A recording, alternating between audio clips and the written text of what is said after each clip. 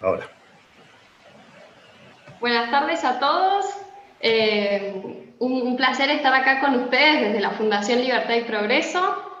Quiero darles la bienvenida a un nuevo curso de Economía Básica que estamos dando desde la Fundación, continuando con nuestro catálogo de cursos que pueden ver en nuestro canal de YouTube. Si todavía no se suscribieron, pueden hacerlo en un clic acá abajo. Y bueno, en esta oportunidad vamos a estar conversando con el doctor Gabriel Zanotti, que nos va a estar dando una clase sobre epistemología. El doctor Gabriel Zanotti es doctor en filosofía por la Universidad Católica y después también es licenciado en filosofía por la Universidad del Norte de Santo Tomás de Aquino. La verdad que lo conozco hace mucho tiempo porque es director académico del Instituto Acton, con quien tenemos una muy buena relación desde la Fundación Libertad y Progreso. Y la verdad que para mí, desde que lo conocí cuando tenía 19 años, siempre me abrió muchísimo la mente y me abrió un mundo de oportunidades y de ideas que yo no conocía. Así que bueno, esperamos que esto sea un encuentro también para todos ustedes. Voy a hacer un breve repaso de su extenso currículum porque tiene muchísimo material publicado. En ese sentido, para mí el más divertido de todos es el que hay en su blog, Filosofía para mí.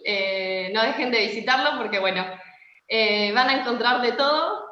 Mucho comentario sobre Woody Allen, es un gran fanático, así que eso es otro tema para otro seminario que nos encantaría también tener.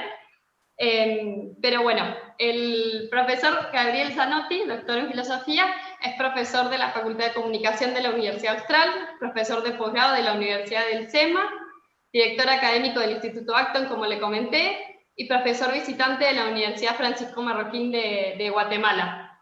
Y entre todas sus publicaciones, la verdad que su publicación más importante y que sí les recomiendo es una que comunica a la suma contra los gentiles, es el comentario sobre la suma de los gentiles, y la verdad que es el diálogo entre Santo Tomás de Aquino y la actualidad, así que se lo súper recomiendo. Pero bueno, además ha escrito muchos libros sobre economía de mercado y doctrina social de la Iglesia, y sobre Popper, así que bueno, los dejo con él y bueno, y desde ya muchísimas gracias a la Fundación Naumann por darnos este espacio y colaborar con nosotros para poder hacer posible estos cursos y seminarios. Y si lo último es los comentarios y preguntas, les pido por favor que los dejen en el chat. Y bueno, después de la disertación vamos a tener un espacio para conversar mejor. Muchas gracias y bueno, te doy la palabra, Gabriel. Bien, muchas gracias, Mercedes, gracias a las fundaciones intervinientes.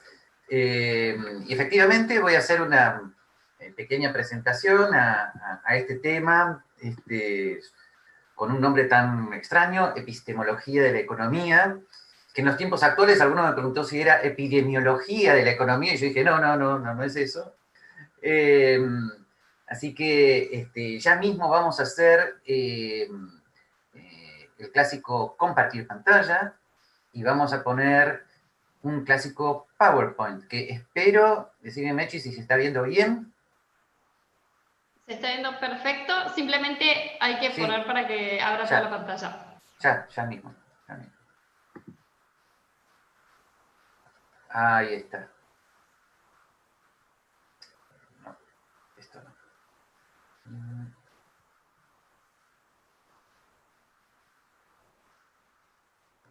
Espera 3 segundos.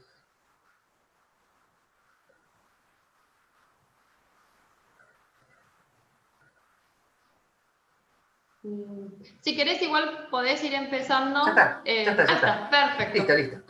Bien, entonces vamos a comenzar con este tema, que la verdad está bien comenzar por la pregunta de qué es la economía, cuál es el método de la economía, pero realmente hay tantas opiniones sobre este tema, ¿no? Que esto más que una epistemología es un despistemología de la economía, ¿no?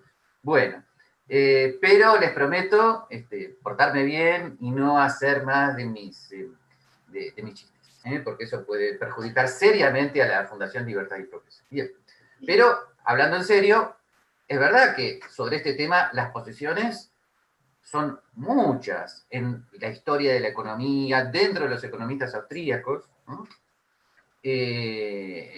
Como estoy diciendo, dentro de la escuela austríaca hay posiciones muy enfrentadas y a veces peleas muy serias, ¿no? Se matan los austríacos a veces por esto, ¿no? Ustedes me dirán, bueno, actualmente hay otras batallas para pelear. Sí, sí, bueno, pero este tema se ve que preocupa sobre todo a los economistas austríacos y a todos los buenos economistas, que les viene bien reflexionar qué es lo que están haciendo cuando hacen economía. Entonces, frente a esa diversidad de posiciones, en vez de comenzar a dar cada una en pildoritas, como a veces hacemos los profesores de filosofía, ¿no? Y torturamos a todo el mundo, he elegido hablar de epistemología de la economía siguiendo un texto bastante desconocido, pero que yo siempre, en toda mi carrera académica, he recomendado, que es un texto de Fritz Machlup, que es un economista austríaco que era contemporáneo de Hayek, asistió al seminario de Mises en Viena en sus años de mocedad, como diríamos en español antiguo, y luego, bueno, por supuesto, emigró a los Estados Unidos, como casi todos ellos, enseñó, se dedicó mucho a teoría de la firma, pero como quien no quiere la cosa, para entretenerse, en el año 55 escribió y publicó un artículo que se llama The Problem of Verification in Economics, el problema de la verificación en economía, que ahí les puse el link, lo tienen traducido al español en La Libertad número 40, del año 2004, y este artículo es citado incluso por todos los epistemólogos de la economía, todos los que hacen epistemología de la economía, sean o no partidarios de la escuela austríaca, citan este ensayo.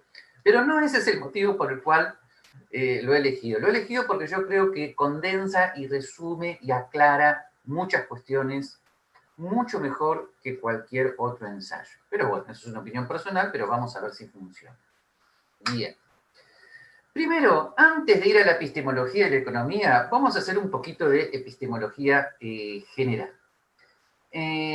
Porque muchas veces se dice, bueno, pero la economía es una ciencia así, o asado, o esto, o el otro. Bueno, vamos a aclarar ciertas cuestiones que son generales para toda ciencia, con las cuatro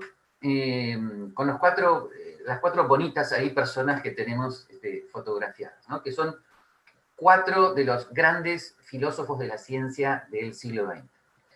Todos ellos coinciden, aunque con terminología diferente, es que toda ciencia, sea social o sea ciencia natural, parte de, atención con esto, tiene como punto de partida un conjunto de supuestos teóricos fundamentales. ¿Cómo se llega a esos supuestos teóricos? Bueno, por un largo y delicado proceso de historia de la ciencia, ¿no? Por ejemplo, es fascinante ver cómo cuál es la historia de la física de los antiguos griegos, pasando por Ptolomeo, llegando a Copérnico, llegando a Newton, cómo todos ellos desarrollan un sinfín de nociones teóricas, ¿no?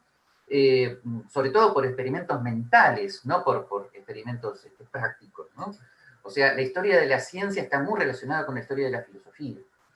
Y ese conjunto de supuestos teóricos fundamentales, bueno, Carl Hempel, que lo tienen abajo, a la derecha, lo llama hipótesis. Popper, que lo tienen ahí abajo a la izquierda, lo llama conjetura. Paradigma en Thomas Kuhn, arriba a la izquierda. Y núcleo central por Lakatos, a la derecha arriba. Estuve hablando con ellos 4 ayer y me dijeron que está bien, que lo podía poner así. ¿Sí? Pero lo importante es el conjunto de supuestos fundamentales teóricos. ¿Por qué digo esto? Porque muchas veces dicen, bueno, esta ciencia es empírica, o no es empírica, o es práctica, o es teórica. Miren, la cuestión es más sencilla. Por ejemplo, ¿vieron cuando estudiaban física en el secundario y veían ley de gravedad, principio de inercia? Bueno, eso está en un libro de Newton de 1690 y pico que se llama Principios Matemáticos de la Filosofía Natural. De la filosofía natural. O sea, eran principios teóricos que él no podía ver y tocar directamente. O sea, las teorías fundamentales de la ciencia, partiendo de la física, no son cosas que se agarran con la mano. Son teorías complejas, muy elaboradas, teóricas, son abstracciones, ¿no? Bien, ya vamos a ver qué tienen que ver entonces con lo que habitualmente llamamos la realidad. Bien, ok. Y todos estos epistemólogos coinciden en que entonces estas cosas, estas construcciones teóricas, no son directamente observables. O sea, no es el principio de inercia no es una cosa que se ve, que se toma con la mano, que tiene peso. Es un principio teórico y así tantas cosas. Bueno, mejor dicho, tantos principios, ¿no? Esa larga cita la pueden leer si quieren, pero lo que fundamentalmente estoy diciendo Maslow ahí es que estos principios teóricos no sean así directamente observables o verificables, no es ningún problema, que eso pasa en primer lugar con la física, ¿no? Y cita nada más, pone como ejemplo a Newton, y lo cita nada más ni nada menos que Einstein, ¿no? Que bueno, Einstein es falible, pero si en física uno dice Einstein dijo, bueno, algo de importancia tiene, ¿no? Fíjense, qué frase de avanzada esta, ¿no? Los conceptos físicos son creaciones libres de la mente y no están, a pesar de las apariencias, únicamente determinados por el mundo externo, ¿no? Eso que quiso decir, que son fruto de elaboraciones teóricas de toda la historia de la filosofía, ¿no? Que han sedimentado en lo que hoy es la física moderna. De hecho, él cuando elabora la teoría de la relatividad, la escribe sencillamente. Los experimentos vienen después. La teoría de la relatividad especial es de 1905, la general es de 1916, y los experimentos que en principio la habrían corroborado son de la década del 20. Así que fíjense cómo, en cierta medida, para pronunciar una mala palabra, las teorías son todas a priori, previas a la observación. Muy bien, habiendo dicho esta herejía, ¿no? Claro, ustedes dirán, bueno, pero ¿qué tiene que ver esto con la realidad? Bueno, es que por esto que estamos diciendo, dado que las ciencias parten de esos presupuestos teóricos muy elaborados que tienen que ver con toda la historia de la filosofía, es que el método es más bien hipotético-deductivo. ¿Qué quiere decir eso? Que tal vez algunos lo torturaron en el CBC con estas cosas, ¿no? Bien, que partimos de las hipótesis, ¿no? Deducimos sus consecuencias, pero al deducir las consecuencias de la hipótesis, entonces ahí sí las estamos pasando por observaciones un poquito más concretas. Por ejemplo, todos habrán escuchado hablar de la teoría del Big Bang, ¿no? Que el universo se originó en una gran explosión de un átomo primitivo donde estaba concentrada toda la energía y toda la materia, bla, bla, bla, bla, bla, bla. Bien. Obviamente esa teoría es inobservable, ¿no? Pero es una hipótesis, ¿no? Es una hipótesis, no se puede ver ni tocar directamente. Gracias a Dios, además, porque nadie sobreviviría a una excursión para observar tal cosa. Bueno, el asunto es que, por ejemplo, miren el ejemplo, los que se dedican a radioastronomía saben que si las galaxias, si la hipótesis del Big Bang es verdad, entonces las galaxias están en expansión. Si las galaxias están en expansión, la luz que proviene de las estrellas tiene un corrimiento al rojo. ¿Cómo eso se puede, comillas, ver? Hay un aparatito en los observatorios astronómicos que se llama espectroscopio, donde se puede ver que efectivamente la luz tiende a las bandas más cercanas al rojo. Bueno, como ustedes pueden ver, de la teoría se deducen consecuencias que pueden ser pasadas por ciertos experimentos que se llaman hipótesis iniciales. Les puedo dar un ejemplo muy simple. ¿Quieren testear en este momento las teorías de Newton? Tomen un lápiz y suéltenlo. La velocidad de la caída va a ser 9,2 metros por segundo, o más o menos, si me confundí, no importa. Y ustedes van a decir, ¿dónde están ahí las condiciones iniciales? Es muy simple, seguramente casi todos estarán en un escritorio donde no hay mucho viento. Si el lápiz... ahora, supónganse que no tuvieran un lápiz, sino que tuvieran algo de metal y tuvieran un imán gigante en el techo, entonces iría para arriba. Obvio, pero eso significa que cambian las condiciones iniciales. En cambio, en el escritorio donde estoy, se puede ver, comillas, cuidado con esas comillas, la ley de caída de los cuerpos porque no hay grandes vientos, porque la densidad del aire es la que Newton suponía, etcétera, etcétera. O sea, eso significa el experimento, ¿no? Pero, cuidado, fíjense, y esto es un gran aporte y una gran aclaración que hizo el gran filósofo Karl Popper, miren que estas condiciones iniciales de las que estamos hablando, primero son solo las pocas que podemos conocer, porque puede haber infinitas condiciones iniciales desconocidas. Por ejemplo, yo no sé si en este momento hay alguna lluvia de electrones en mi habitación que está incidiendo dentro de lo que ocurre. Sencillamente no lo sabemos, ¿no? Y ese no lo sabemos es lo que mantiene a la ciencia siempre abierta a futuras correcciones, ¿no? Y además, estas condiciones iniciales, fíjense, ¿no?, son seleccionadas en función de la teoría que queremos observar, o sea, son sanamente condicionadas por la teoría, ¿no? Así que, como ustedes pueden ver, los experimentos en las ciencias naturales no son absolutos, no prueban absolutamente nada, ¿eh? Viene bien recordarla en esta época donde aparecen millones de expertos diciendo ahí, se probó que tal cosa, se probó que tal cosa. Bueno, muy bien. Ok, sigamos entonces, vayan anotando todas las dudas que haya. Si ahora vamos a la economía, ¿no?, entonces no es extraño que prácticamente desde el inicio de esta ciencia, bueno, se puede debatir cuál fue el inicio, ok, lo vemos después, hay un procedimiento similar. En la economía, dice Maslow, también se parte de un conjunto de fundamental assumptions. La gran diferencia es que esas fundamental assumptions tienen que ver con una determinada teoría de la acción racional. O sea, casi todos los economistas presuponen que la economía es una ciencia que parte del supuesto de que el ser humano se comporta racionalmente, esto es de manera eficiente, esto es eligiendo los mejores medios que mejor conducen al fin, y por eso puse ahí la imagen de, como ustedes pueden ver, un bonito supermercado donde habría un consumidor racional, eficiente, comparando calidad con precio. Bueno, les cuento que nunca fue mi caso, ¿no? Yo me compro cualquier cosa, me confundo los precios, pero bueno, digamos, yo soy la anomalía para los libros de economía, pero bueno, el asunto es que, sin embargo, ustedes verán que hay mucha gente que dice, sí, pero cuidado, este presupuesto de acción racional no se basa en cuál es la cantidad de gente que procede así, sino en un presupuesto que necesitamos para hacer una teoría, o sea, para modelizarla de alguna manera, sabiendo que el presupuesto no se va a aplicar en todos los casos. Así que, de alguna manera, la economía también parte de una teoría fundamental que tiene que ver con la teoría de la acción racional entendida como eficiente. Esto es típico de todos los esquemas, sobre todo neoclásicos de economía, a partir de 1870, por ejemplo, economistas como Gibbons en Inglaterra, Walras en Francia, luego Marshall, Pareto, etcétera, etcétera. Muy bien. Ok. Ahora, en la escuela austríaca, sin embargo, hay una no pequeña diferencia.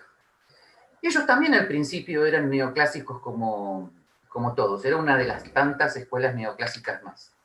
Sin embargo, poco a poco, sus dos grandes autores, después de los grandes autores del siglo XIX, o sea, después de Karl Menger y Erwin von Faber, los dos grandes autores de la escuela austríaca en el siglo XX, a saber, von Mises y Hayek, ahí los puse, miren qué lindos que eran. Bueno, ok.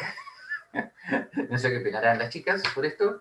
Bueno, los dos autores van llegando lentamente a la conclusión, sobre todo Mises en La acción humana en el año 49 y Hayek desde algunos artículos que está publicando desde el año 36, de que la acción humana racional de la que ellos parten no es una racionalidad que se modelizaba como en los otros modelos de economía, uno de los más conocidos, el modelo de competencia perfecta, sino que ellos van llegando lentamente a la conclusión de que la acción humana de la que están hablando es una acción humana que actúa bajo conocimiento disperso, limitado, que puede ser falible, que se mueve en cierta ineficiencia, que puede actuar bajo error.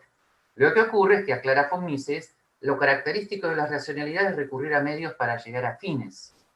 No es lo absolutamente propio de la racionalidad que esos medios sean eficientes o que los medios sean los que convienen, o que los fines sean los que convienen. No. Von Mises dice, basta con que de alguna manera tengamos una elección de medios con respecto a fin para que haya racionalidad. En ese sentido, si alguna civilización hacía una danza para que viniera la lluvia, bueno, eso es racional, porque ese es el modo en el cual ellos tenían para que progresaran sus cosechas, etcétera, etcétera. Alguien diría, bueno, pero ese modo no sirve. Bueno, pero ese es otro debate. El asunto es que ahí también había relación de medios a fin. O sea, en última instancia, toda acción humana, dice von Mises, es racional, porque todos de alguna manera tratamos de recurrir a medios para llegar a fines, aunque nos equivoquemos, aunque nuestro conocimiento sea muy disperso, como yo habitualmente, que estoy disperso todo el tiempo. Bueno, muy bien. Entonces, ahora, una vez que von Mises y Hayek se colocan en esta tesitura, entonces, claro, se colocan a sí mismos en un buen interrogante, porque acá es donde vienen o vendrían muchos y dirían, bueno, pero si es así, ¿cómo se puede elaborar una ciencia económica? ¿O cómo puede ser que el mercado funcione? Que son dos preguntas diferentes, ¿no? Porque si la acción humana, aunque sea racional, es falible y está sujeta a la incertidumbre y al error, entonces todo sería un caos. Todo es cualquier cosa. Que cuidado, que es lo que algunos socialistas opinan del mercado, ¿no? Bien. O algunos intervencionistas. Bien.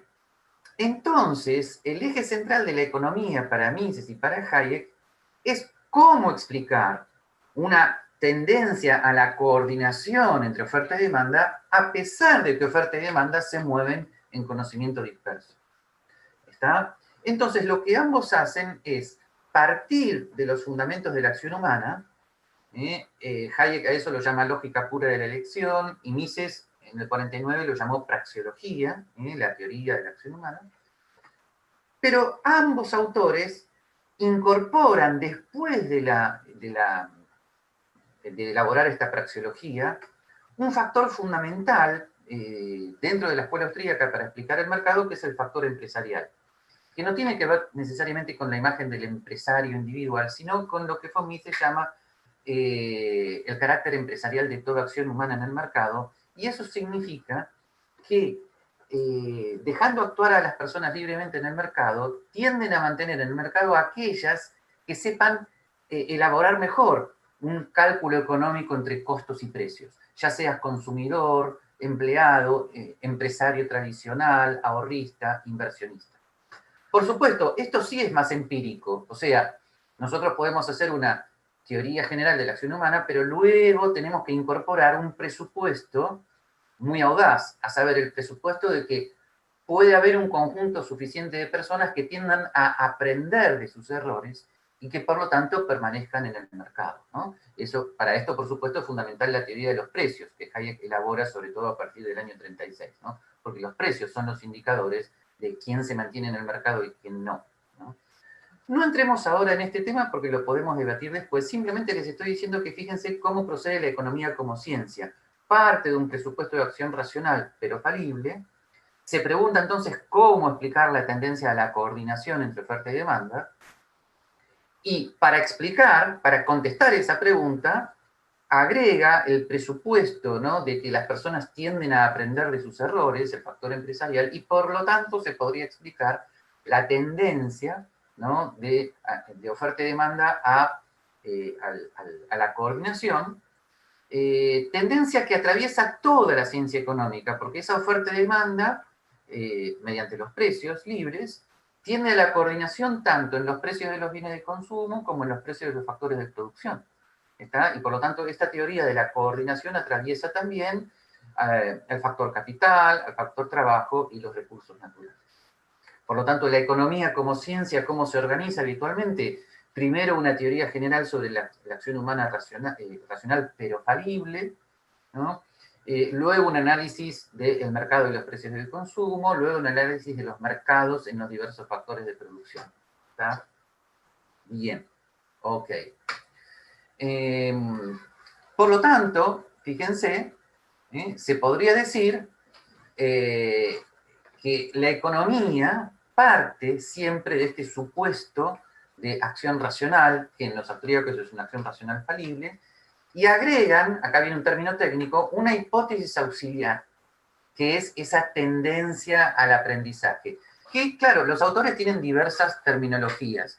Mises habla de las condiciones del mundo real, Hayek dice hipótesis auxiliar, ¿no? El asunto es que entre una cosa y la otra se va armando la economía, la teoría general de la economía. ¿Por qué? Porque a partir de la acción humana más esta hipótesis auxiliar de aprendizaje, ustedes pueden deducir la tendencia a la coordinación entre oferta y demanda. Cualquier duda al respecto lo vemos después. Simplemente estamos viendo cómo procede la economía como ciencia. La gran diferencia entre los austríacos y los no austríacos es que los no austríacos utilizan mucho el modelo de competencia perfecta y en cambio los austríacos proceden de esta manera. Pero en ambos casos está el presupuesto de acción racional.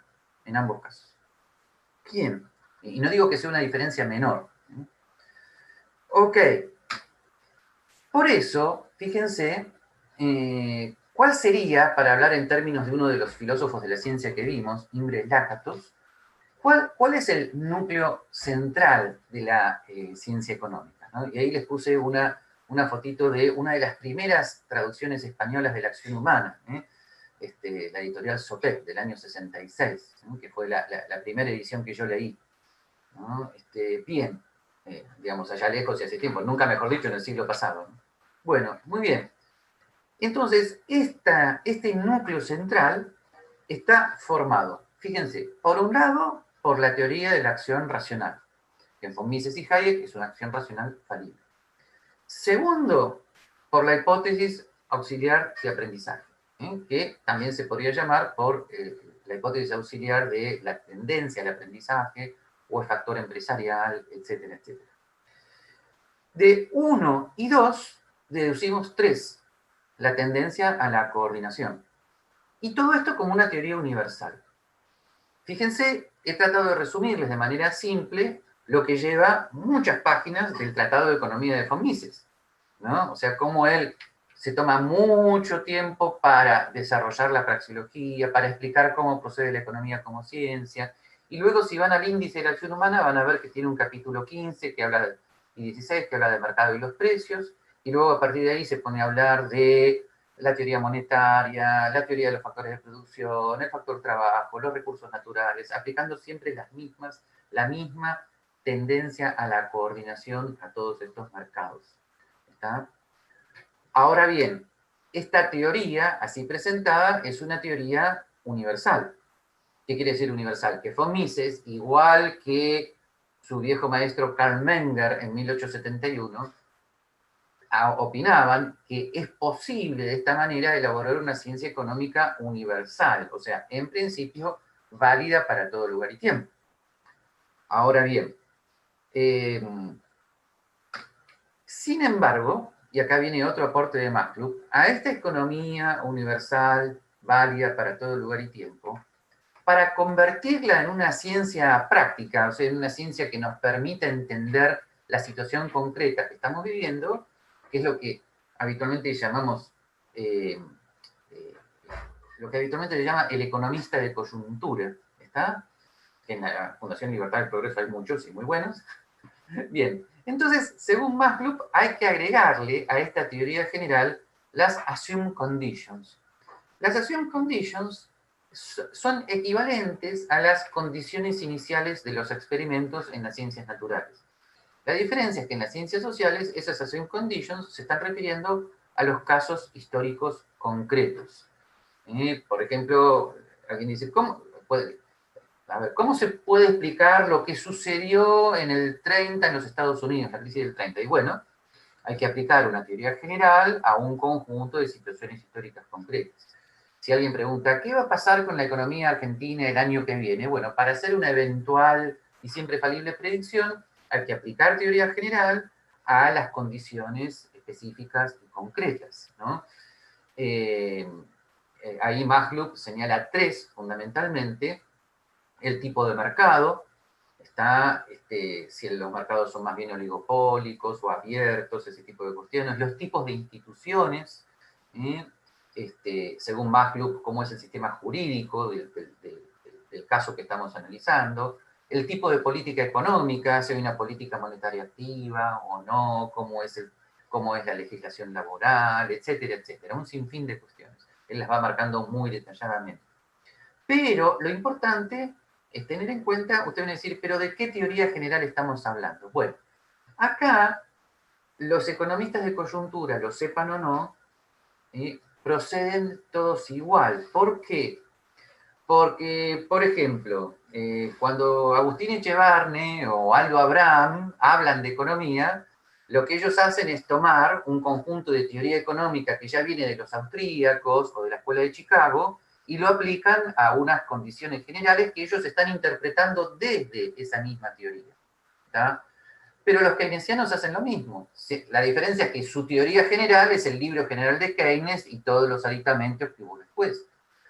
Los marxistas hacen lo mismo. La gran diferencia es que su teoría general es el libro de Marx, ¿está? El Capital. Entonces, por eso es muy importante tener en cuenta que todos los economistas, cuando hablan de los hechos, de lo que está sucediendo, tienen opiniones diversas precisamente porque están partiendo de teorías diferentes y por lo tanto los supuestos hechos no son tan iguales, sino que ellos seleccionan aquello que es relevante según la teoría. Por ejemplo, para un economista austríaco, la existencia de un banco central o no es algo muy relevante, ¿no? Y cuánto está emitiendo también es algo muy relevante. Está, entonces, y así sucesivamente, ¿no? Entonces, pero hay que tener en cuenta que todos, lo sepan o no, lo quieran o no, están utilizando teorías generales. Por eso las grandes diferencias de opinión. Porque cuando ustedes van a analizar el supuesto hecho de la pobreza en América Latina, para un marxista es una cosa y para un filósofo de la escuela austríaca es otra. Para un marxista, la pobreza de América Latina se debe justamente al capitalismo existente. ¿Está? ¿Por qué? Porque su teoría le marca eso. En cambio, por un economista de la escuela austríaca es todo al revés. La pobreza se debe a que no se ha aplicado suficientemente el capitalismo, que las instituciones políticas y jurídicas no son instituciones estables que no permiten la acumulación de capital, el mercado, etcétera, etcétera. Ustedes van a decir, bueno, pero piensan exactamente al revés. Sí, pero lo que estoy señalando es que ambos aplican teorías generales a diversos casos concretos y por lo tanto le dan importancia a cosas diferentes. ¿Está? Bien. Por ejemplo, habrán escuchado hablar que todavía se discute en Argentina si la emisión monetaria causa inflación o no. Bueno, supónganse que alguno está convencido de que la inflación no tiene nada que ver con la emisión monetaria, y entonces el tema del Banco Central le va a resultar un poquito más indiferente que a un austríaco o a un chicagense, que inmediatamente es eso donde se va a fijar. ¿Ah? Entonces, por eso, estos tres ítems. ¿Ah? A partir del núcleo central teórico, se lo pasa por las condiciones concretas históricas, lo que se llama el caso, ¿no? Y a partir de allí se hacen una serie de predicciones. En ciencias sociales estamos acostumbrados a decir, claro, como las variables que intervienen son infinitas, entonces las predicciones son falibles. Bueno, recuerden que en ciencias naturales también, lo que ocurre es que no nos damos cuenta. Las variables en ciencias naturales también son infinitas. Me refiero a las variables desconocidas. Las variables que, por ejemplo, Newton no pudo conocer, o las variables que Einstein no tenía en cuenta. ¿Y cuáles son? Justamente son desconocidas. La mente humana no puede capturar la totalidad cuasi infinita de lo real, lo cual nos tiene que hacer un poquito más humildes en nuestras pretensiones de la ciencia. Muy bien. Por lo tanto, el gran Mises tiene razón en que la economía procede a priori. ¿En qué sentido? En el sentido que la teoría general se establece a priori porque los supuestos fundamentales son previos a un análisis de economía y de coyuntura. ¿Está? En eso tiene toda la razón. Todas las ciencias hacen eso. En ese sentido, todas las ciencias son a priori. ¿Está? Y tiene razón Hayek, y en mi opinión Mises pensaba igual, que a esos criterios generales se les tiene que agregar como hipótesis auxiliar la teoría general del aprendizaje. Puse ahí auxilio porque presupongo que tal vez a esta altura alguno está notando dudas y diciendo auxilio, me perdí. Bueno, okay, no se preocupen, vamos a volver a todo esto. Esperen un poquito. Vuelvo a Mises, Porque les cuento que Mises también fue un economista de coyuntura. O sea, a Mises habitualmente se lo tiene como un gran escritor de libros teóricos. Es injusta esa caracterización. Claro que los escribió, y muy buenos, pero él desde 1908 hasta 1934 fue asesor de la Cámara de Comercio vienesa. Y prácticamente se pasaba todo el día, por eso todavía hoy muchos se preguntan cuándo, en qué momento escribía sus otros libros, se pasaba casi todo el día elaborando informes de coyuntura para la Cámara de Comercio y tenía sus propios índices, sus propias mediciones. Para hacer esas predicciones utilizaba matemática, era muy respetado por todos los economistas de la época, sobre todo como un economista monetario, ¿ok? Así que von Mises también de alguna manera fue el Agustín Echevarne de la época, o el Kachanowski de la época. Bueno, no digamos más nombres porque si no todos los demás se van a poner celosos. ¿Ah? Bien. Así que, bien. Pero les destaco esto no como una mera anécdota, sino para que vean que la economía teórica y la práctica no están en contradicción. Ustedes necesitan una economía teórica para hacer un análisis de coyuntura. Justamente por eso hay tan malos economistas de coyuntura, no en la Fundación Libertad y Progreso, por supuesto. Hay tan malos economistas de coyuntura porque parten de cualquier cosa, porque prácticamente no tienen teoría. O sea, ustedes no pueden hacerse economistas de coyuntura de un día para el otro. No es en un bar, no es la experiencia de la calle, no, hay que estudiar teoría. Ahora, alguno me puede decir, pero la teoría puede estar equivocada. Bueno, ahí vienen los debates, justamente, sí, efectivamente, para eso son los debates académicos. Bien. Por lo tanto, y esto también Maslov lo afirma claramente, como dijimos antes, todo economista de coyuntura, lo sepa o no, y Maslov dice desde John Stuart Mill, fin del siglo XIX en adelante, cuando hace análisis de una circunstancia concreta, está aplicando una teoría general a un caso concreto. ¿Está? ¿Y cómo? Ya vimos cómo. Aplicando ese núcleo central teórico a unos presupuestos, mejor dicho, a unas circunstancias concretas, pero que, cuidado, son seleccionadas en cuanto a su relevancia por la teoría que estamos utilizando, y además siempre se nos van a escapar las circunstancias concretas que podrían llegar a ser importantes, pero no lo son, dada la teoría que estamos utilizando. Entonces, siempre el análisis de alguna manera de la situación concreta puede ser falible. Por supuesto, siempre es muy agradable que la predicción se cumpla, como decimos habitualmente, pero cuidado. Esto rige tanto para las ciencias naturales como para las ciencias sociales. Que una predicción se cumpla no prueba necesariamente toda la teoría. Puede haber factores diferentes que produzcan el mismo resultado que nosotros no lo sabíamos. ¿Ya? ¿Okay? O sea, una predicción no necesariamente prueba la teoría. La predicción se pudo haber dado por otros factores que nosotros desconocíamos. Pero a su vez, una refutación, o sea, comillas, si la predicción no se cumple, tampoco tira abajo absolutamente la teoría, ¿no? ¿Por qué? Porque pudo haber habido una circunstancia histórica que nos olvidamos de seleccionar, que nos olvidamos de ver la relevancia, o que hemos estimado o evaluado mal, etcétera, etcétera. O puede ser que sea sencillamente una parte de la teoría, pero no toda la que está fallando, ¿no? Por eso, en este sentido, la interacción entre teoría y práctica requiere estar entrenado en este ejercicio de ensayo y error, pero por lo demás implica honestidad intelectual, que no es habitual, ¿no? O sea, los casos concretos siempre son como ilustraciones de la teoría. Es como si alguno me dijera, a ver, mostrame la teoría de Newton. Y entonces yo digo, bueno, mirá, ¿ves el lápiz? Pero cuando yo estoy mostrando de esta manera la teoría de Newton, tengo que estar abierto intelectualmente a que haya algo que yo desconozca. No. Esto es importante porque fíjense que en muchos debates políticos y economistas a veces se tiran los supuestos hechos por la cabeza. En tu gobierno la desocupación fue de tanto, pero en el mío la inflación bajó y se tiran uno, como un partido de tenis donde las pelotas son hechos, ¿no? ¡Tac! Te tiro la pelota, te tiro.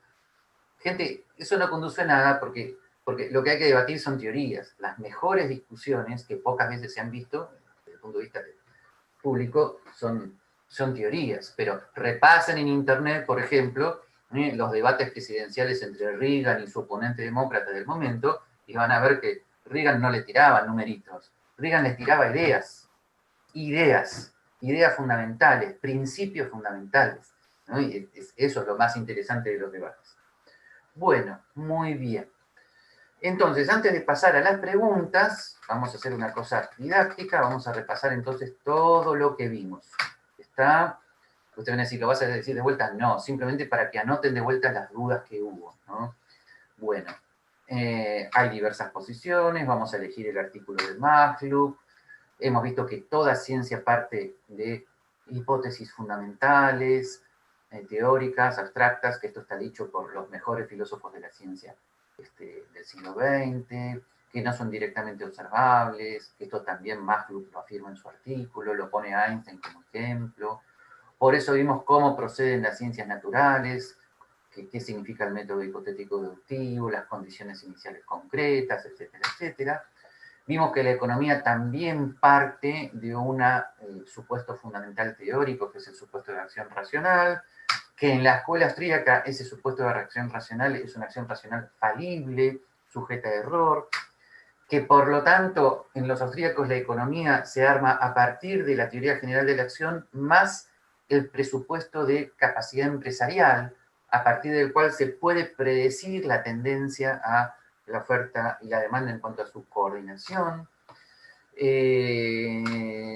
Vimos, por lo tanto, cómo está conformado el núcleo central de la teoría económica, que para hacer análisis de coyuntura hay que aplicar esa teoría general al caso concreto, que es algo que McClure analiza con mucho detalle, cuáles son esos tipos de análisis concretos que hay que hacer. Cómo un economista de coyuntura se esté dando cuenta o no, siempre parte de una teoría general y la aplica a un caso concreto, y que por lo tanto lo que hay que debatir siempre es la teoría general, es lo más importante para debatir. Von Mises esto lo hizo en su momento también. Aquello en lo cual tuvo razón Hayek, que hay que agregar a la teoría general de la acción humana el presupuesto del aprendizaje, si no el mercado no se explica. Esto ya lo vimos, lo que hace todo economista de coyuntura. Y después algunas advertencias para nuestra humildad. Que la predicción se cumpla no prueba ni refuta absolutamente nada. Es como un indicador de que puede haber algún problema o no. Y que, como siempre, los casos concretos son ilustraciones de la teoría. Lo único que nos puede mantener abiertos al análisis de la teoría es un poquito de honestidad intelectual y saber que ninguna teoría agota el conocimiento del mundo real. Bueno, muy bien. Creo que entonces puedo dejar de compartir. Eso no quiere decir que voy a ser egoísta. Estoy dejando de compartir pantalla, ¿ok? Y con la ayuda ahí de Mercedes, supongo que vamos a ver entonces todas las preguntas que haya. Acuérdense que conmigo cualquiera puede estar en desacuerdo, incluso con esto último que acabo de decir también. Así que pasemos entonces a la parte de las preguntas, comentarios. Buenísimo, Gabriel. Muchísimas gracias. La verdad que fue una clase magistral. Simplemente para que sepas, te están viendo más de 270 personas, desde La Paz, desde Río Negro, desde Mar del Plata, desde Venezuela, así que saludos para todos. Y yendo un poco más a las preguntas, escuchándote, se nos venían a la mente, si nos podrías poner algún ejemplo práctico de cuáles son las implicancias de no entender bien la acción humana o la praxeología, como vos comentabas recién, en un caso por ahí un poco más concreto de economía, como por ejemplo la teoría de los precios o cómo se forman los salarios, que es un tema que muchos de acá nos interesan, porque bueno, todos salimos al mercado laboral a buscar nuestros trabajos y a recibir una remuneración por eso, y no sabemos bien cómo se forman los salarios. ¿Nos podrías explicar cómo sería para la escuela austríaca y está por ahí cosmovisión, o mejor dicho, teoría? ¿Y cuál es la diferencia con otras teorías? Lo que fundamentalmente establece la escuela austríaca en el tema de la formación de los precios es que los precios de los bienes de consumo dependen totalmente de la teoría del valor subjetiva. Subjetiva no quiere decir arbitraria, quiere decir que algo vale en el mercado en cuanto a precio en la medida en que tenga demanda. Es más, que tenga demanda quiere decir que sea escaso, porque si no hay demanda, entonces ese bien no es escaso. Por lo tanto, los precios, como bien señaló Hayek, establecen la escasez relativa de los bienes y servicios en el mercado, y ese precio, a su vez, se traslada a los factores de producción. Entonces, y esto tiene que ver con el factor trabajo. ¿Qué quiere decir esto? Que un bien de consumo necesita factores de producción. Bueno, por lo tanto, si cayera totalmente, que no va a suceder, la demanda de vino chileno, por ejemplo, bueno, todos los grandes viñedos que se encuentran ahí caerían en cuanto a su precio. Eso significa teoría de la imputación. Teoría de la imputación también significa, por ejemplo, que si hay ahorro, la tasa de interés en términos relativos va a ser menor y por lo tanto va a haber mayor inversión. Y cuando haya mayor inversión, va a haber mayor demanda de bienes de capital que van a tener tendencia a ser un poquito más caros, pero luego esos precios aumentando le están señalando al mercado que es rentable invertir allí y por lo tanto ahí esos precios van a tender a bajar. O sea, de alguna manera, el mercado es un proceso donde los precios están siempre en movimiento, están marcando la escasez de la relativa de los bienes y están marcando incentivos sanos de hacia dónde invertir. Digo incentivos sanos, no los incentivos perversos que vienen cuando el Estado interviene con sus privilegios y sus preventas, ¿no? Ahora, ¿qué tiene que ver esto con el factor trabajo? Bueno, a ver, voy a dar un ejemplo que es el siguiente. A ver, ¿por qué Messi gana tanto? ¿No? Porque incluso he visto personas que protestan, ¡oh, ese salario! Es obsceno, ¿cómo puede ser? Miren, el salario de Messi está pagado por los millones y millones y millones de personas que ven los partidos donde Messi juega. Así de simple. Si nadie viera los partidos, pues se acabó todo. O sea, la teoría de imputación comienza a funcionar. O sea, no hay demanda, cae la publicidad, nadie va a la cancha.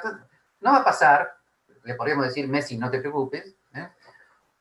¿Por qué hay profesores de filosofía que ganamos tan poco? Y porque nos guste o no, y por eso algunos de mis colegas están tan furiosos con el mercado, mis clases de filosofía no son tan demandadas como los partidos de Messi. Ahora yo no me hago ningún problema. Algunos de mis colegas sí. Bueno, está bien. Algunas pequeñas demanditas tengo, ¿no? Pero obviamente ni yo ni ningún profesor de filosofía, salvo que sea un actor consagrado, que tenga un bestseller, ganamos millones de dólares. Y entonces, hablando en serio, ¿no? Lo que determina el salario es justamente la demanda subjetiva del mercado. Ahora, ustedes me van a decir, pero eso es una mala noticia porque si nadie demanda mi trabajo, el salario va a caer. Bueno, a ver. Lo que habitualmente decimos en la escuela austríaca es que a medida que aumenta la tasa de capital disponible, la demanda de trabajo va aumentando y en ese sentido el salario real va aumentando. ¿Está? Por lo tanto, la buena noticia es que la economía de mercado y su consiguiente acumulación de capital tiende a que el salario real en términos generales aumente. Lo cual no quiere decir que todos los salarios de todos los que ofrecen cosas en el mercado van a aumentar. Eso, por ejemplo, yo puedo ofrecer un seminario sobre Heidegger los domingos a las 7 de la mañana. Bueno, puede ser que ahora en cuarentena, como están todos prendidos al Zoom, puede ser que encuentre uno, ¿no? Pero digamos que no. Bueno, ok. ¿Está? Entonces ahí mi salario va a ser bajo, claro, y ese es lo que se llama el carácter empresarial de tu acción humana en el mercado. Si yo establezco un seminario así, mi empresarialidad es muy negativa, o sea, no me doy cuenta un poco por dónde va la demanda de mercado. Ahora, eso no quiere decir que yo me ponga a dar clases de cualquier cosa, pero voy a tratar de ver por dónde viene la demanda, qué puedo ofrecer, qué es lo que satisface mejor mis intereses con la demanda del consumidor, y eso es algo que también los profesores de filosofía hacen. Es más, los profesores de filosofía tenemos salario porque todavía hay alumnos de grado y de posgrado que demandan universidades y todavía las universidades nos demandan a nosotros para que demos clases de filosofía. No sé si como un florero, como un adorno bonito o como algo en lo que creen, pero ahí estamos. Bueno, así que no sé si esto explica un poco la cuestión. El salario se establece según una demanda subjetiva en el mercado. Y termino diciendo una cosa muy importante, una aclaración fundamental. Algunos piensan que la determinación del salario depende de la buena voluntad del que contrata. Eso es falso en cierta medida. ¿Por qué? Porque supongamos que en 1980 yo hubiera sido un empresario de un bufete de abogados en New York y dijera, bueno, necesito una secretaria. Entonces yo supongo que yo tengo mucha buena voluntad y digo, entonces como yo soy muy bueno, muy bueno, muy bueno, a la secretaria le voy a pagar $1.000.000 por día. ¿Qué va a pasar al día siguiente? Voy a tener más o menos 80.000 cuadras de cola de gente queriendo ser mi secretaria. Y por lo tanto, no voy a poder absorber eso y voy a tener que bajar el salario que yo estaba proponiendo. A su vez, si yo fuera muy malo, muy malo, muy malo, puedo decir, como yo soy malo, entonces le voy a pagar solamente $0.01 por mes. Y bueno, flaco, te quedás sin secretaria, listo, nadie va a ir a ese puesto. Entonces, von Mises dice claramente que en un mercado libre el salario tiene que ver con el límite máximo de fijación de salario en el mercado, o sea, lo que yo puedo ofrecer sin absorbiéndolo, y con el límite mínimo de fijación de salario en el mercado, o sea, lo mínimo que yo puedo ofrecer sin quedarme sin el trabajador que estoy demandando. Ahí sí hay un juego para la buena voluntad. Sí, yo puedo tratar de llegar a ofrecer, si tengo buena voluntad, el límite máximo de fijación de mercado, pero no puedo ofrecer más, porque no lo puedo absorber a su oferta laboral. La buena noticia es que cuanto más se desarrolla la economía de mercado y cuanto mayor es el capital acumulado, el límite mínimo de fijación de salarios en el mercado es cada vez más alto. ¿Está? Así que eso sería la buena noticia. Genial. Buenísimo, Gabriel. Y bueno, siguiendo el tema sobre la acción de los empresarios, acá un alumno tuyo del Magíster de la Marroquín de Guatemala te pregunta si podrías ampliar el papel de la acción del emprendedor en la economía. Un saludo para todos mis amigos de Guatemala, que sé que están ahí en un lockdown muy terrible. Bien. Entonces, en la Escuela Austríaca de Economía es fundamental, sí, el papel de la idea, de lo que se llama el factor empresarial. ¿Qué es el factor empresarial o la alertness empresarial, el estar alerta, como lo desarrolló Israel Kirzner, uno de los mejores alumnos de von Mises en los Estados Unidos? Significa que, como decía Hayek, yo por un lado en un mercado tengo conocimiento disperso, por el otro lado debo tener libertad de entrada al mercado y por el otro lado tengo precios. Entre las tres cosas hay oportunidad para que funcione el factor empresarial, o sea, el factor aprendizaje. ¿Qué quiere decir? Que van a tener una tendencia a permanecer en el mercado aquellos que tiendan a ver bien las oportunidades de ganancia. Al contrario, el que permanentemente calcula mal la relación entre costos y precios, es el que entra en pérdidas. En un mercado libre, donde no hay privilegios legales, sale del mercado aquel que calcula mal y se queda el que hace, bueno, la palabra cálculo a Israel Kirzner no le gustaría. Se queda en el mercado el que tenga mayor creatividad empresarial y que mejor proporcione mejores bienes y servicios a los consumidores. Por eso la tendencia a la coordinación entre oferta y demanda tiene que ver enormemente con el factor empresarial, que lamentablemente en nuestros países de América Latina es un factor muy postergado, porque hay una gran capacidad empresarial en todas las personas, en casi todas las personas, pero como nuestros países están llenos de regulaciones que no deberían existir, entonces hay un sinfín de personas que se llama economía en negro, y que son empresarios, y que no pueden seguir progresando porque son tapadas por reglamentaciones imposibles de cumplir, que deberían ser todas absolutamente derogadas, y por lo tanto toda esa fuerza empresarial pasaría a ser en blanco de manera ipso facto, no porque se haya hecho una nueva legislación, sino porque se ha derogado todo ese conjunto de reglamentaciones absurdas que impide el emprendimiento, y porque además en una economía de mercado no hay inflación, impuestos confiscatorios o deuda pública que pesan que producen costos enormes sobre el factor empresarial, sobre todo inflación e impuestos confiscatorios, y la deuda pública es un impuesto confiscatorio que viene para las generaciones posteriores, muy, muy injusto.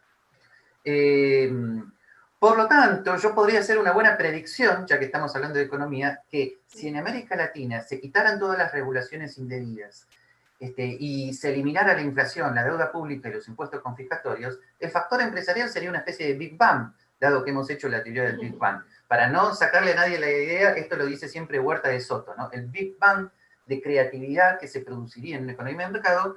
Y si, ya que estamos hablando de epistemología de la economía, lo que estoy diciendo de alguna manera fue corroborado porque la historia de los Estados Unidos, cuando los Estados Unidos tenían libertad, ahora ya no sé, fue eso. Los Estados Unidos fue un Big Bang de creatividad empresarial, pero no por una teoría racista, no porque los anglosajones fueran más inteligentes que nosotros, sino porque estaban en condiciones de mayor libertad. Gran parte de las marcas que ustedes conocen, mayonesa Hellmann's, las máquinas de coser Singer, etcétera, etcétera, son apellidos que vienen de inmigrantes que fueron a los Estados Unidos y comenzaron con lo que hoy llamamos una pequeña y mediana empresa y luego terminaron siendo grandes empresarios sencillamente porque las condiciones institucionales les permitían progresar y contrariamente a lo que cree Marx, el progreso de esos grandes empresarios es lo que aumentaba la demanda de trabajo, ¿no? Y hacía aumentar el salario real. ¿Está? Así que por eso un poco me entusiasmo siempre en decir, por favor, saquen esas regulaciones, eliminen la inflación, etcétera, etcétera, cosa que es posible hacer. Es muy difícil de hacer desde el punto de vista práctico porque hay que enfrentarse con las mafias enquistadas que quieren custodiar los privilegios de legislaciones injustas de las cuales viven. Perfecto. Es una gran tristeza, pero bueno, desde eso estamos luchando desde la Fundación Libertad y Progreso y bueno, y desde muchos otros espacios.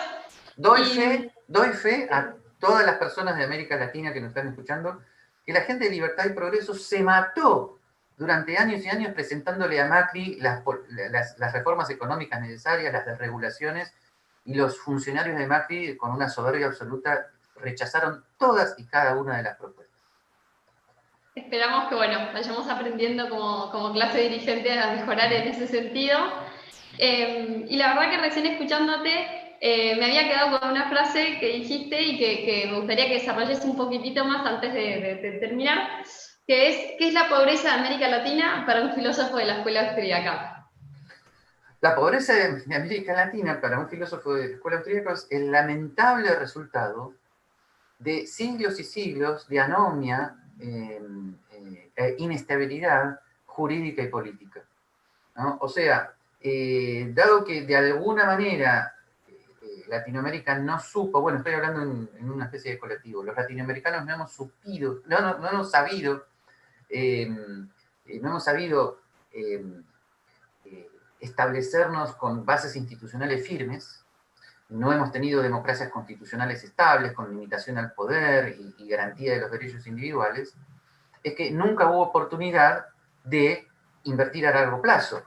Esa tendencia que lamentablemente tiene América Latina a las revoluciones de todo tipo, de izquierda y derecha, a las intervenciones, a las expropiaciones, etcétera, etcétera, impiden el desarrollo. Esto es muy importante porque ya van a aprender en el curso que la acumulación de capital tiene que ver con la tasa de interés, y la tasa de interés tiene que ver con el ahorro, y el ahorro tiene que ver con una valoración de los bienes en el futuro. Pero para valorar los bienes en el futuro necesitas incentivos que impliquen que puedas ahorrar en el propio país, en la propia moneda, y que por lo tanto allí se produzca una mayor inversión. Ahorramos siempre, lo que pasa es que justamente, como los países latinoamericanos incurren en una inflación permanente y endémica, todos los latinoamericanos ahorran en commodities o monedas extranjeras. ¿Está? Muchos nacionalistas e intervencionistas se enojan y dicen, no, no hagas eso es antipatriótico, pero gente, estamos hablando de millones y millones de ahorristas que están protegiendo lo poco que tienen para dar de comer a su familia.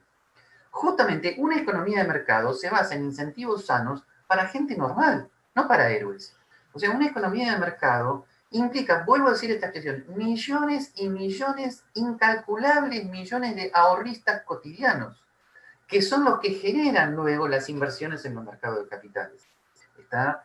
Entonces, pero para esto hay que tener instituciones firmes. El sistema bancario tiene que ser libre, tiene que tener, los bancos tienen que haber ganado prestigio por la libre competencia en el mercado, no debe haber inflación, los bancos centrales no deben emitir moneda en el mercado de capitales, los impuestos tienen que ser bajos, pocos, muy fáciles de recaudar, ¿ok? Entonces, la economía tiene que estar desregulada. Entonces, con todas estas características, ahí la pobreza comienza a eliminarse, porque ahí comienza a crecer la demanda de trabajo, comienza a subir el salario real, se produce un círculo virtuoso, porque entonces, a medida que aumenta el salario real o los emprendimientos, las ganancias de todas las personas son mayores y por lo tanto la posibilidad de ahorro es mayor, y el círculo virtuoso, perdón, sigue permanentemente, ¿está? Así que esa es la buena noticia. La mala noticia es que siempre puede haber focos de pobreza. ¿Por qué? Porque, como estábamos hablando de epistemología de la economía, las variables que intervienen en la economía son muchas. Entonces, hay muchos factores humanos y psicológicos que no por razones económicas pueden producir pobreza, familias disfuncionales, etcétera, etcétera. Friedrich Hayek nunca descartó la posibilidad de que las municipalidades ayuden en esas oportunidades si las fundaciones privadas no pueden. Pero la advertencia que hizo Hayek es que esas ayudas jamás tienen que ser monopólicas, nunca pueden alterar el sistema de precios, no deben impedir la libre competencia de esos bienes y servicios en el mercado, no deben ser hechas con impuestos sin aceptación de los habitantes del municipio, etcétera, etcétera, etcétera. ¿Tá? Así que la famosa dicotomía entre que el Estado interviene o no interviene, en la filosofía política de Hayek se supera, porque él lo que dice es que el Estado federal no debe intervenir, pero deja amplitud de los estados municipales siempre que los estados municipales no alteren el sistema de precios, ni incurran en impuestos confiscatorios, ni en impuestos progresivos a la renta. Súper interesante, Gabriel. La verdad que hay muchísimo para analizar en ese sentido. Y recién cuando hablabas me hacías acordar a dos cosas. Por un lado, todo lo de las sociedades de fomento que se crearon en Argentina con todos los inmigrantes, que funcionaban de manera totalmente privada y ayudaron a muchísimos de nuestros abuelos o bisabuelos a tener su primer trabajo, que es algo tan importante para la dignidad de cada persona. Y después, por otro lado, el libro de Hernando de Soto, El misterio del capital, donde, bueno, mostraba todo el drama de la informalidad y cómo tenemos el capital social para ser grandes países y dar muchísimo trabajo a todas las personas que viven ahí. No, muy bien, Mercedes, que hayas recordado las dos cosas, porque las dos cosas son fundamentales. En la Argentina, por ejemplo, los que hoy son grandes hospitales privados, como el Hospital Británico, el Hospital Alemán, el Hospital Español, nacieron de las comunidades de inmigrantes, adelantándose a lo que fueron luego los sistemas sociales de seguridad social privada. Y nacieron justamente de personas que tenían los incentivos sanos para hacer todo eso, ¿no? Y el tema, ese libro, El misterio del capital, hay que estudiarlo muy bien porque ahí muestra, Hernando de Soto, la crueldad de las reglamentaciones latinoamericanas, cómo esas reglamentaciones impiden que las personas que quieran poner pequeñas y medianas empresas pueden progresar. Así que es fundamental entender que no hay economía de mercado sin una profunda reforma jurídica, donde no solamente se deroguen la mayor parte de reglamentos que nos rigen, sino que además se haga una reforma constitucional por la cual ese tipo de reglamentaciones absurdas sean inconstitucionales. Ese es el punto fundamental. Eso es música para mis oídos. Y bueno, ya estamos quedándonos sin tiempo. Entonces, me gustaría que la última pregunta sea más una recomendación tuya. Muchos están consultando qué libros son los mejores por ahí para empezar a entender la economía, especialmente para los que no son economistas. Y bueno, y después si querés seguir con una trayectoria de los que son economistas y quieren aprender un poco más, por dónde pueden conocer un poco más estas ideas. Para los que no son economistas voy a hacer una recomendación que no es nada original, que muchas veces he hecho. Comiencen leyendo La economía en una lección de Henry Hazlitt. ¿Está? Y una segunda introducción que podrían tener muy buena es Lo esencial de Mises de Mary Rothbard. ¿Está? Comiencen por ahí. Los no economistas que se atrevan, sigan leyendo el libro La acción humana de von Mises a partir del capítulo 15 en adelante. ¿Está? Es un esfuerzo, pero no se van a arrepentir. Para los que ya tienen formación en teoría económica, ahí les recomiendo hacer un reset, ¿no? Salvo que hayan hecho un máster en escuela austríaca en la Universidad Rey Juan Carlos de Madrid, salvo esos casos raros, hagan un reset,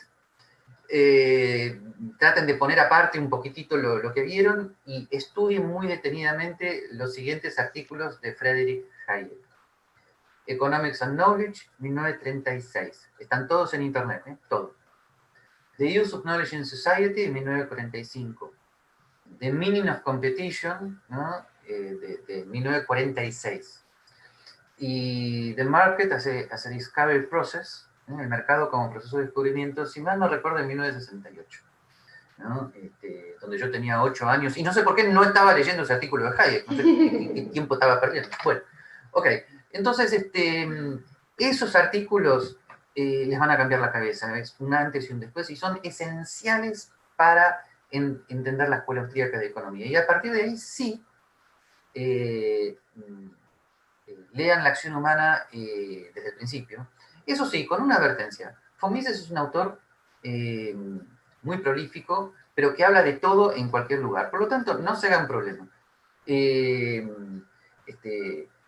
No estudien a von Mises para leer lo que von Mises dice sobre Dios, y no estudien a Santo Tomás de Aquino para ver lo que Santo Tomás de Aquino decía sobre los precios. Si quieren saber algo sobre Dios, estudien a Santo Tomás de Aquino, y si quieren saber algo sobre los precios, estudien a von Mises.